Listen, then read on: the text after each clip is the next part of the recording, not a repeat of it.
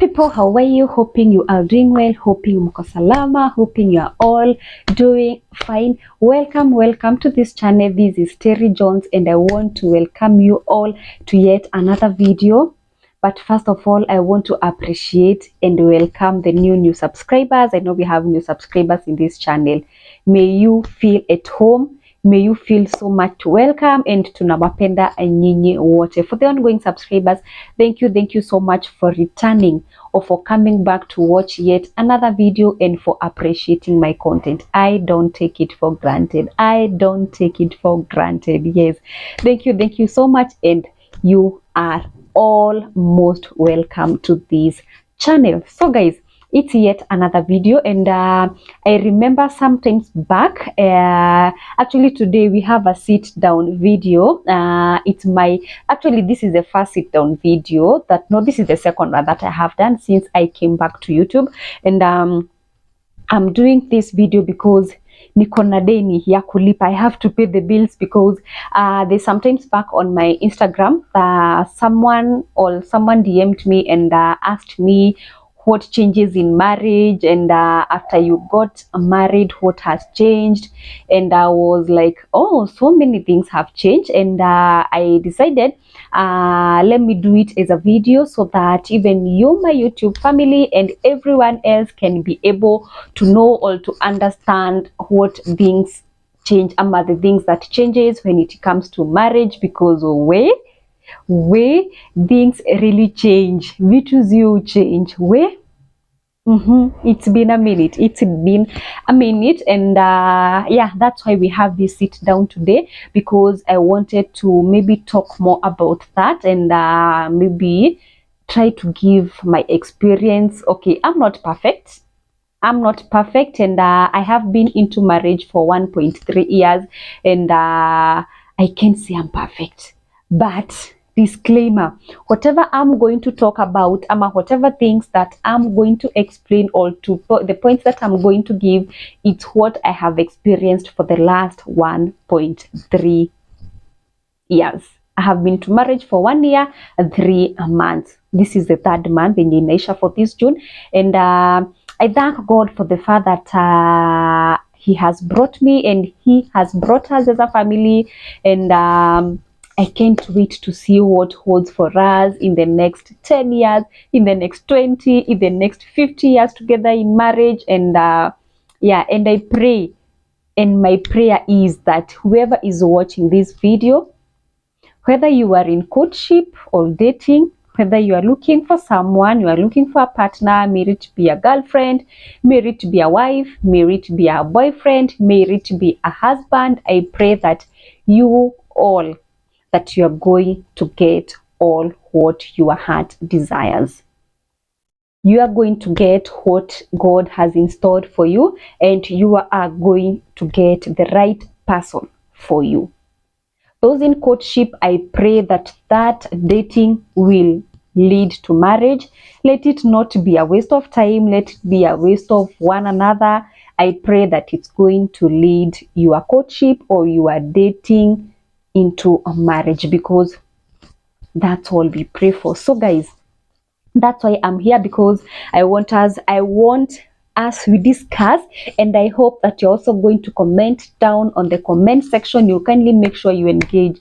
But I have been receiving your comments, by the way, and I have been replying to each and every comment that is posted in each and every video.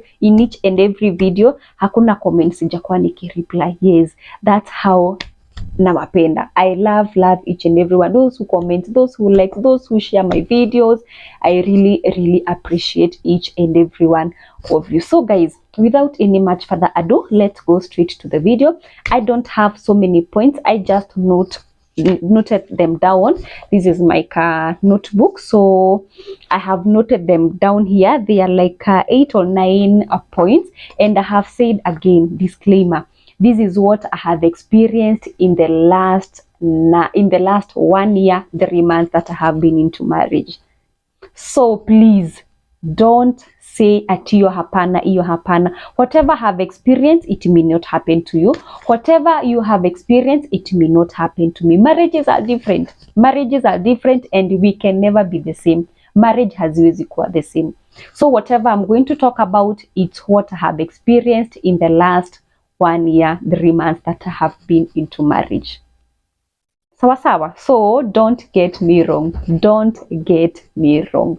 So without any much further ado, we are going to go straight to our video, or to our points, to the main agenda of this video. So I'm going to, first of all, guys, to start with, this is not like my first point, but let me say point number 1.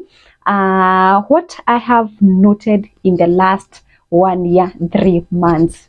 Can you guess what the first point is? And I have said, as we engage, as we talk, kindly make sure you also comment down there below. If at all you're into marriage, or you have been into marriage for the last 1 year, for the last 2 years, for the last 5 years, kindly make sure you comment down there and muniambie what have changed into your kwa marriage yako, what have changed. To compare, we compare the prices. Ukienda wenye unaendanga kwa super una note maziwa, hii super nimepata ni 30 bob, nikienda hii super ingine napata ni 25 bob, kwa ingine ni 28 bob. We compare the prices. So I want us, we compare those changes that zime change into those marriages, into these marriages that we are into, because it's not easy. It's not easy. I know some of you are like, sasa wewe 1 year na unatuambia it's not easy. You have not experienced, guys. This is what I have experienced in the last 1 year. And that's what I'm going to talk about.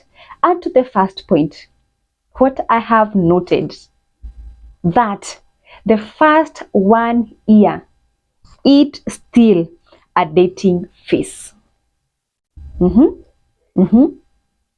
Is that true? Is that true? The first 1 year is still a dating phase. Why do I mean, or what do I mean by saying this? By this I mean, for the last 1 year that nimekuwa kwa marriage, there are some things that nimekuwa nikilearn each and every day about my husband. In the same case, he can as well tell you, there are some things, amejua, new things that I have known about him that I didn't know when we were still dating. Yes. Things that nimejua sahi and I didn't know them when we were still dating. Not 1, not 2, not 3. That's what I'm saying. The first 1 year is still a dating phase. And you might even find some people even say, even for the first 2 years is still a dating phase, of which it can happen. Because even right now, I'm still trying to learn my person.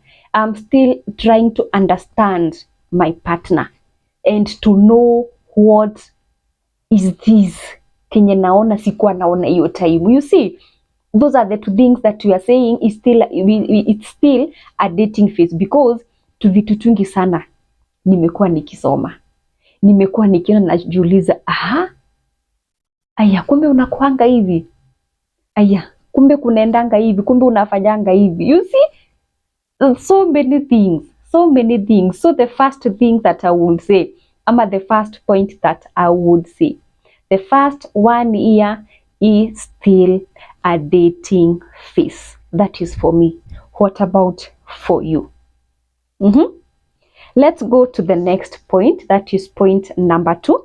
The point number 2 that I had written, what I have noticed in the last 1 year is that relationship with your friends, that is from both genders and from both parties, inakwanga so minimum. It gets to be so minimum. The relationship between your friends from both genders, it becomes minimum. By this I mean, what I have noticed in the last 1 year, of course I have male friends, of course he has female friends, and how we used to behave with those friends when I was single, it's not the same way we behave right now when I'm married. That's why I'm saying that relationship status, not status, that relationship between your friends, it changes. it changes a lot. You change. It doesn't mean, I don't mean that you have to cut the relationship between your friends. No, no, no, no, no. But it becomes minimal. It becomes minimum. And by this I mean, for example, I had male friends. We used to talk when I was single. But let me tell you, right now, as we are speaking, for the last 1 month, I can tell and I can attest how many times we have talked with them. Some we have not even talked for the last 2 months. For the last 3 months, we haven't talked with them. But it's because of the status ili change into nini kwa life yangu. The status that changed into my life from single to married. And so they have to respect that. They have to respect that, and we have to respect each other. That's why I'm saying the relationship between your friends gets to change. Even for him, even for your husband out there, or even your boyfriend. But I'm talking about the husband. Even for your husband out there, ama your wife out there, they can tell. Wanaweza kuambia relationship between them and their friends, it really gets to change. Because the way you used to handle things when you are single with your friends, the way you used to talk, the way you used to communicate with them when you are single, it's not the same way you communicate with them right now as you are married. And I'm saying that out of my experience. I'm saying that out of my experience. Sawa sawa. So guys, again, comment down there below. Tell me, what have you experienced between when it comes to your friends? The relationship between your friends. How you used to handle things. How you used to hang out with them. Things really change. Vitu zina change. Because I remember, or let me give an example. You find when you are single, you have friends that maybe you used to hang out every weekend, every Sundays, because most of the weekends that's when we get to maybe hang out with our friends. But now you find when you are married, I don't say that you don't hang out, but you find that those hangouts, they are very minimal. They are very minimum. Ziopungua, my friend. Yes. So the relationship between your friends from both genders changes. The other point is point number 3 that I had noted. And point number 3 is that your partner becomes your first priority. And that means you'll have to become selfless of yourself. What do I mean by this? When I mean it, you'll have to become selfless. For example, like for me, before I do something, before I engage into something, I have to consult my husband first. This I mean, you have to prioritize your partner, your spouse, over your friends, over your family, over your everything.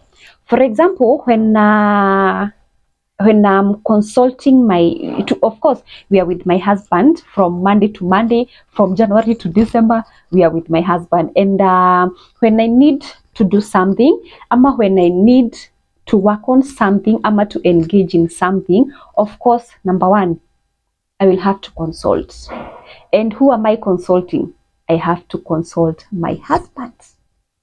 Yes, I will have to consult my husband first. Niye tuko na yeye kwa nyumba. Before I do something, before I do anything, I will have to consult him first. Because hautaniambia ati you want to start a business. Yeah? You want to start a business and the first person you are calling is your sister. The first person you are calling is your mom. The first person you are calling is your dad. No. The first person you are calling is your best friend. Kwa marriage hakuna kitu kayo. In marriage there's nothing like that. The first person to consult is your husband, is your wife. In short, it's your partner. That's the first person to consult. And that's why I'm saying you have to prioritize your spouse or your partner first. Hiyo nayo lazima. Hiyo nayo hakuna kuongelelea. That one is a must. Before you do anything, your partner becomes first. Hata unapatanga even when for example maybe hubby wants to go somewhere, anataka kwenda mahali, and the first person to call, hey babe, kuna place naenda and blah blah blah blah blah, unaona aje? Niende ama nisiende? You see, that's what I'm saying. Some things, that's what I'm saying, you have to prioritize your partner first, because you don't end up at ukipigia mzazi wako ama calling your parent to tell them that you want to do this and this before you involve your partner. Your partner is your best friend. Your partner is the first person you are supposed to consult. He's the first person that you are supposed to talk about, ama to tell him or her anything or about anything that you are intending to start or to do. Hiyo ni kitu nimelearn for the last 1 year. That is something I have learned in the last 1 year. So venye nilisema, things you change. You know, when you are single, when you are making decision, you used to make your decisions alone. Ukitaka kwenda, maybe you have plans for the weekend. Weekends inafika and you just dress and you just go. Without even consulting, because you have no one to bother you. You have no one to say no. It's you and you alone. But once you get into marriage, you have to call.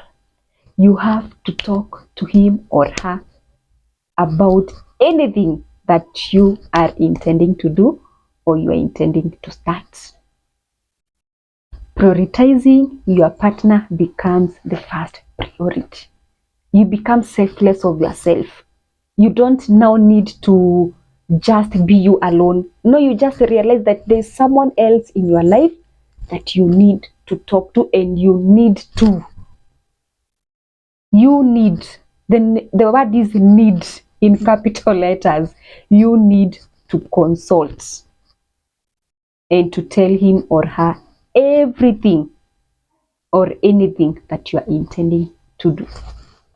Comment down there below, niambie how is your prioritization in your marriage. Do you prioritize your partner, ama nyinyi pia ni wale wacha niende nikiendanga, atanipata mbele, tutapatana mbele? You have to prioritize your partner first. That is point number 3. The other point is you have to leave the single life behind. And by this, I mean, this is how and where you used to go and do things. Setting boundaries with your opposite sex.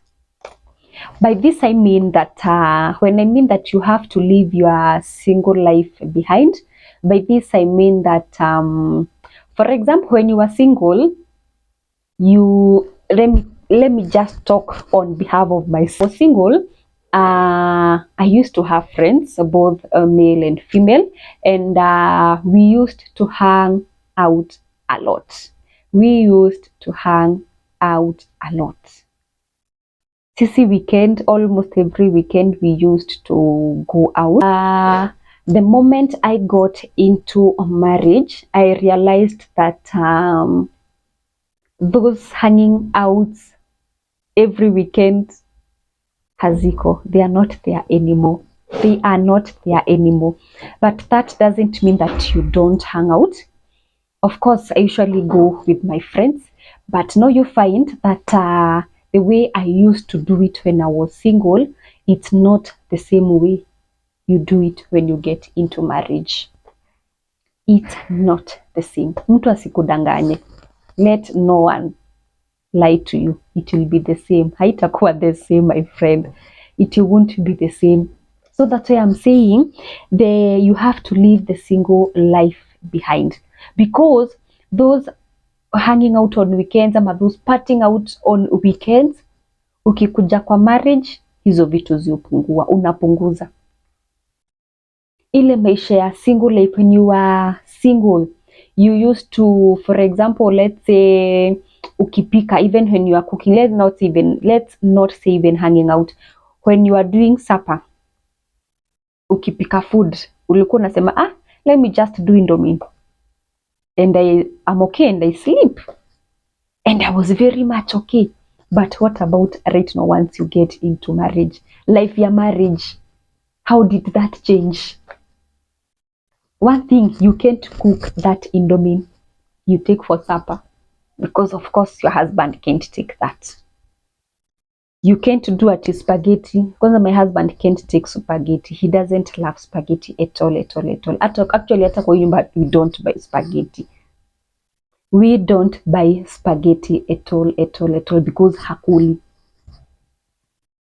So that I'm saying the single life, ile maisha kitambo venye ulikuwa unasema mimi leo sitapika. I'm just going to sleep like that. Once you get into marriage, hakuna kitu kayo. You will have to cook. Lazima upike, upende usipende. You will have to cook for your husband. And now if at all you have kids, utalala aje ka hujapika? How are you going to sleep like that? Unajua ukiwa single ulikuwa unaenda hapo kwa kibanda, unamwambia acha nikule maybe chapo and something else, ukienda kwa nyumba ni kulala tu. Once you get into marriage, you can't do that.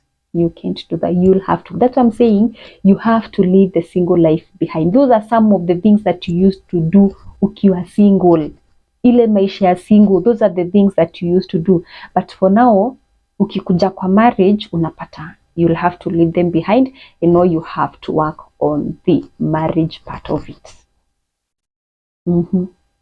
And remember, this point of leaving your single life behind is totally different when it comes to the one that I have talked about, the way you prioritizing your agendas and everything. Those are two different points. Single life ni hiyo maisha, what you used to do ukiwa single, how you used to do things ukiwa single.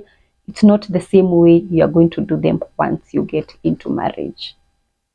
Another point that I have noted for the last 1 year is that bills payment changes as you will have to share.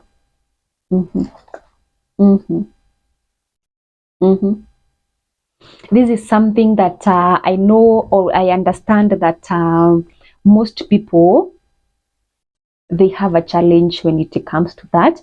And by saying that bills get to change because you'll have to share, by this I mean, of course, if at all you're human, hata wewe, not unless you tell me your husband is a billionaire, not unless you tell me he's a billionaire, ati yeye ndiye anafanya kila kitu.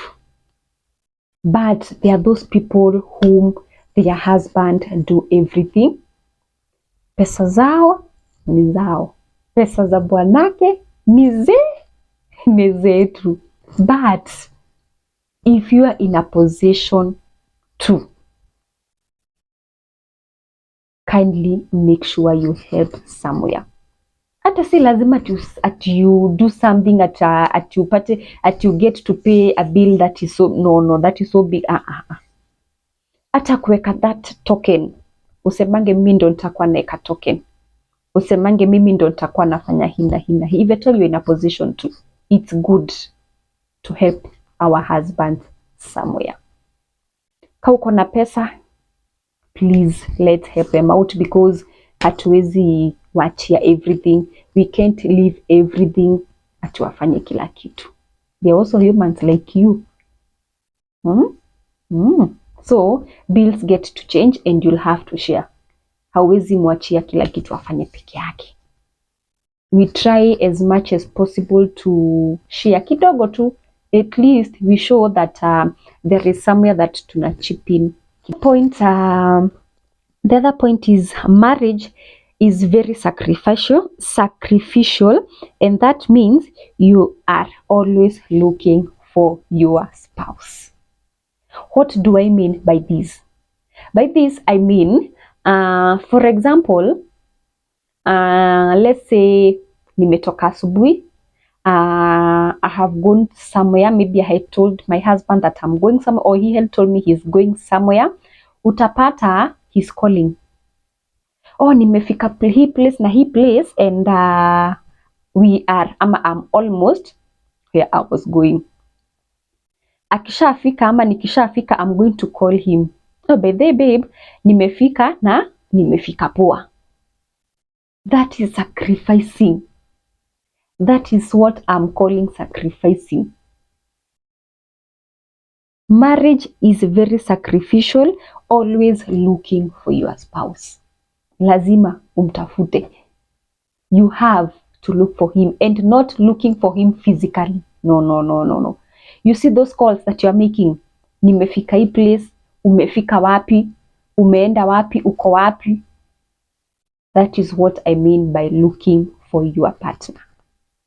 Utapata maybe your husband ama your wife gets into the house maybe around maybe 7 or 8, according maybe to the work ama to wherever he or she is working, and imefika 10, he or she is not yet home.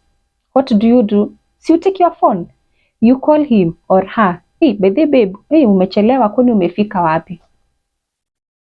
Sacrificing yourself.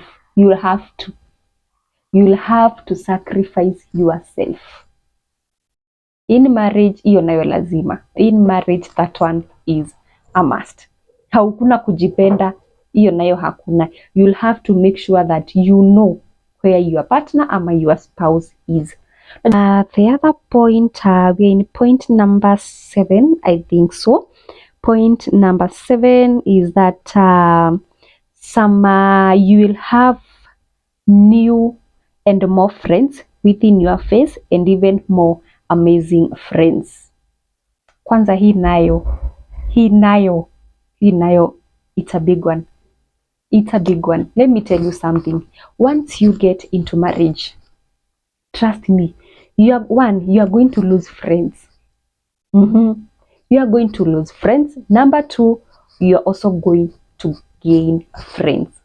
And for this matter, you gain friends who are, by this, I mean to gain friends who are more into rhyme or underlying with your face. That is now the marriage phase. You are going to gain friends that align with your face. Once you get into marriage, ama once you get married, utapata marafiki wengine. You are going to get new friends that are more into marriage. They may not be married, but they are more into marriage, and most of them are always married. For example, like for me, I have said these are the things that I personally have experienced in the last 1 year. I myself. And by that I mean, of course, I lost friends once I got married. And I also gained friends once I got married. So utapata the friends that you used to have, wengine watapotea na wengine wataongezeka. There's a saying that says that if you walk with 4 married ladies, try will be the 5th one to get married. If you are a husband, if you at all you are a man out there, if you walk with 4 married men, you will be the 5th one to get married. But if you walk with 4 unmarried, as in single men, trust me, hata we utaishi tu kuwa single. Hata we utaishi kuwa single. And if at all you walk with 4 what example will I give? If you work with 4 open-minded business people, you will be the 5th person. And that is a quote that I have always carried entire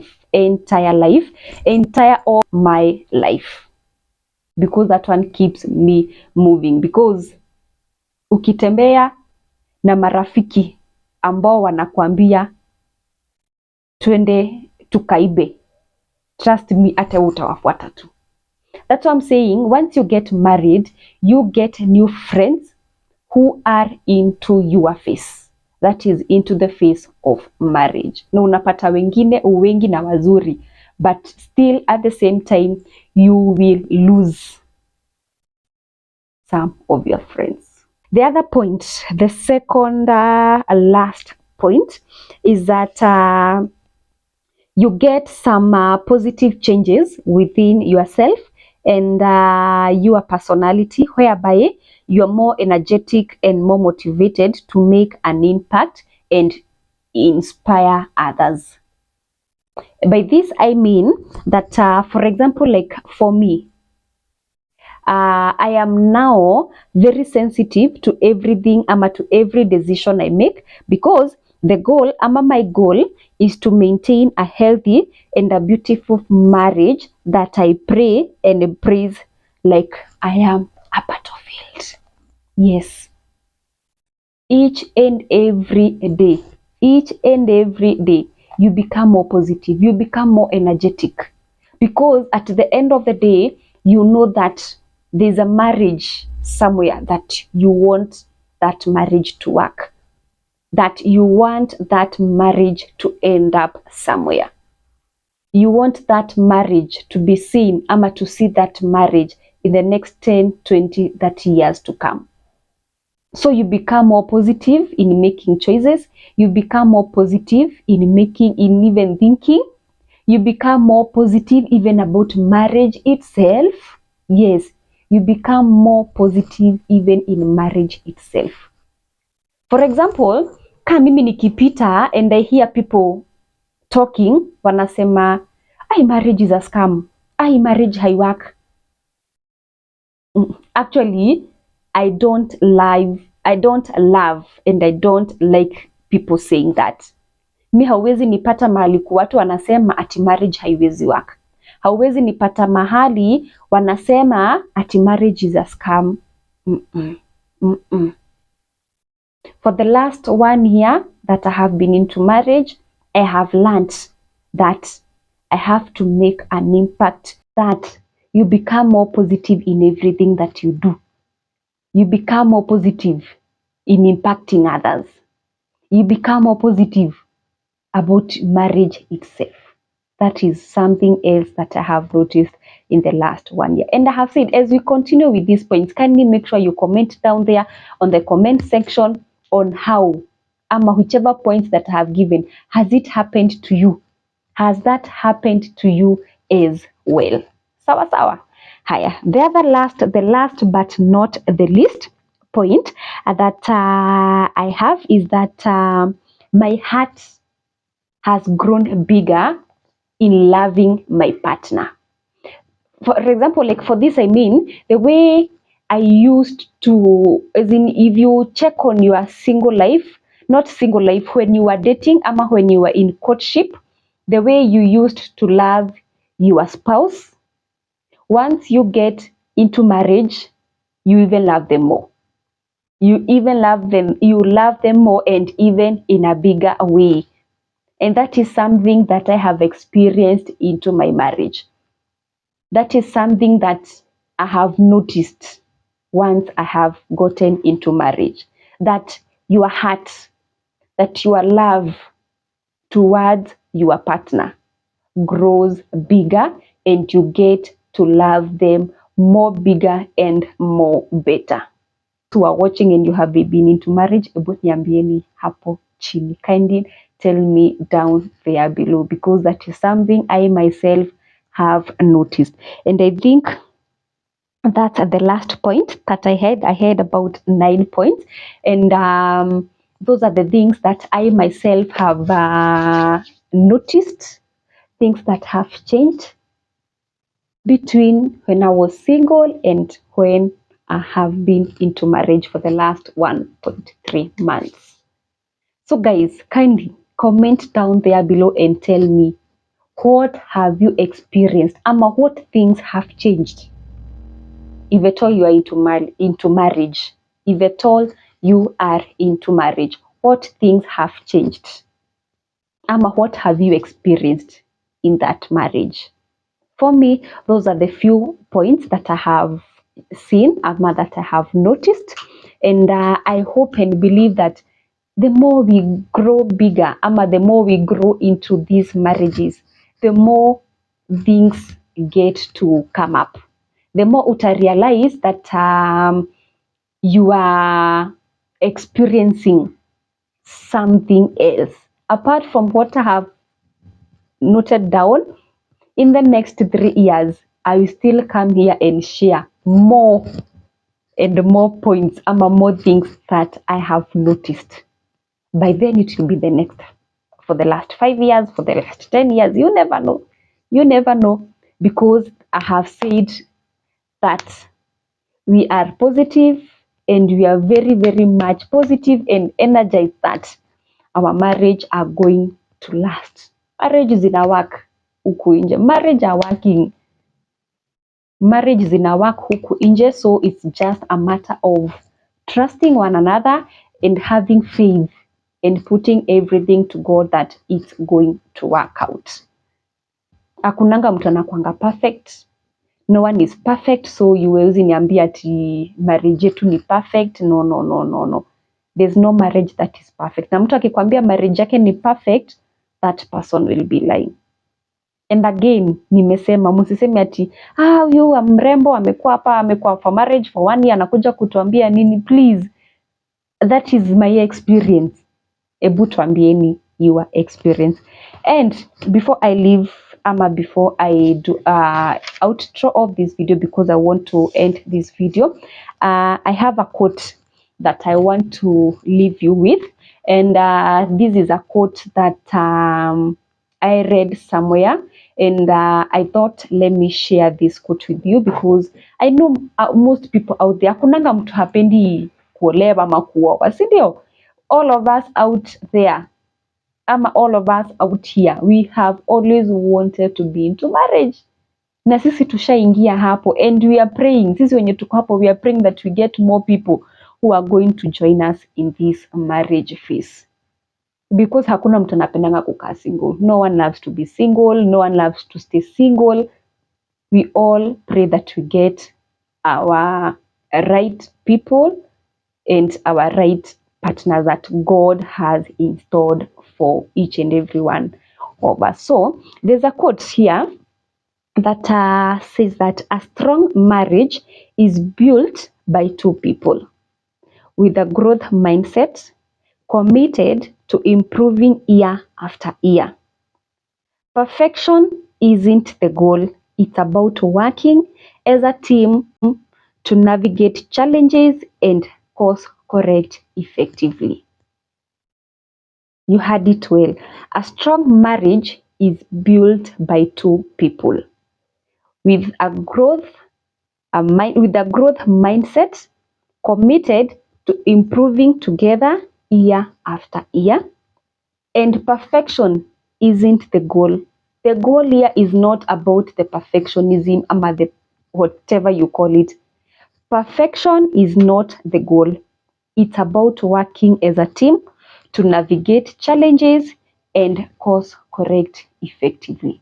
As I said at the beginning of the video, I pray that each and every person here looking for a partner, looking for a spouse, looking for a wife, for a husband, for a girlfriend, for a boyfriend, may God answer you. May God lead you to the right person, and may God lead you to the right partner that Him has chosen for you. I hope you have enjoyed this vlog. And this is something that I have said I'm going to talk about because someone asked me on my Instagram. So because of that, if at all you are not following on my Instagram, this is my Instagram handle. Kindly make sure you follow me on that other side so that we can be able to engage more on that side, because huko we have real-time content. Actually Instagram inakwanga ni real-time content. Huko kunanga ati kugojea sijui Monday to post ama nini. Instagram inakwanga tu real. One time, and content is posted there. So kindly make sure you follow me on that side, and I will be glad to find you on that other side. Without any much further ado, kindly make sure before you leave this vlog, kindly confirm whether your subscription button it's not red, because lazima to subscribe. It's free. Na tumeka hapa, let's get to 1,000. let's get to 1000. Tumeka hapa sana, tunachezea hapo 6 something hata hatufiki hivi. Let's get to 1000. We are still on the road to 1000, and I believe that we are going to get there. So guys, without any much further ado, let me end this video and tell you that I love all of you, and receive those hugs from me to you, and nawapenda sana sana sana sana. Whichever time you'll be watching this video, have a good night, have a good day, have a good evening, have a good afternoon, whichever time you will be watching this video. It's a wrap for now. I will see you on the next video.